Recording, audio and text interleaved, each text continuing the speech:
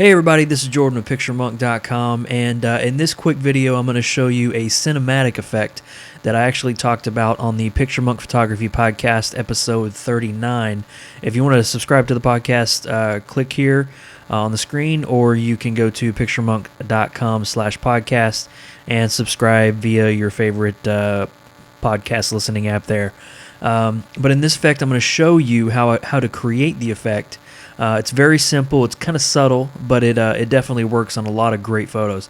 But if you don't want to make this preset, even though it's only a few sliders, if you don't want to make it, you can actually download the preset in the description below.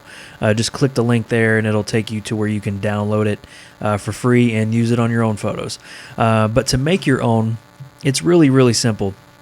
Basically what we want to do is decrease some of the saturation and or increase some of the saturation and decrease some of the vibrance, and then blur the edges of the photo. So what we're going to do is decrease the vibrance. So we're going to take that down just a little bit, and we're going to increase the saturation. Now, while we're doing both of that, is number one, the vibrance mainly concentrates on the cool parts of the image. That a lot of people don't know that. It concentrates the cool parts of the image, and the saturation concentrates on the warmer parts. And so the reason we want to do that, especially because since we have a person in the image, we want to keep the warmer parts of the image sort of saturated a little bit for the skin tones. So I'm just going to increase it just a little bit more, and then bump down the vibrance to right around there. So you can tell we still have a little bit of color back here, but it's definitely a desaturated image. And the next thing we're going to do is we're going to take the gradient filter here up at the top, and we're going to reset our values, make sure everything's good. Right there, and then we're just going to pull the radial filter the gradient filter from the side. Now I'm holding shift to do this, to pull like a perfectly straight filter. If I don't hold shift, I can get kind of wonky like this, so I'm just holding shift down and pulling that across. And so all I'm going to do is take down the clarity, take down the saturation, and take down the vibrance, or the noise there. Just keep that all those values the same, and I'm going to do the other side and do it exactly the same.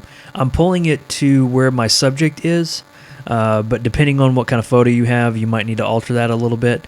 So I'm just pulling it closer to my subject, as close as I can, to where I'm not blurring her out as much. So doing the same values, clarity down, sharpness down, and noise down. The noise won't really make that much of a difference, but only on certain images it will.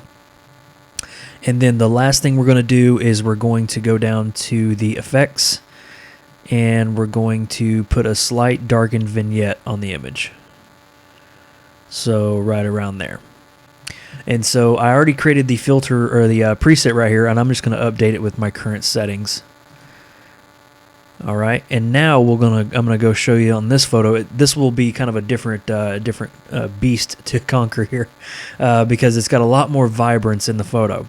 So I'm just gonna click on that so you can see what it'll do. Takes down the vibrance a little bit, still keeps a little bit of the skin tone, which is good, but definitely blurs the edges, as you can see there. So I'm just going to click done, and then we're going to do a side by side, and you can see the kind of effect it gives.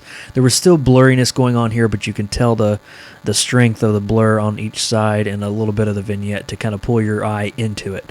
So again, if you don't want to make this preset on your own, if you want to use the same values that I did, just click the link down in the description below, and that'll take you to where you can download this free preset.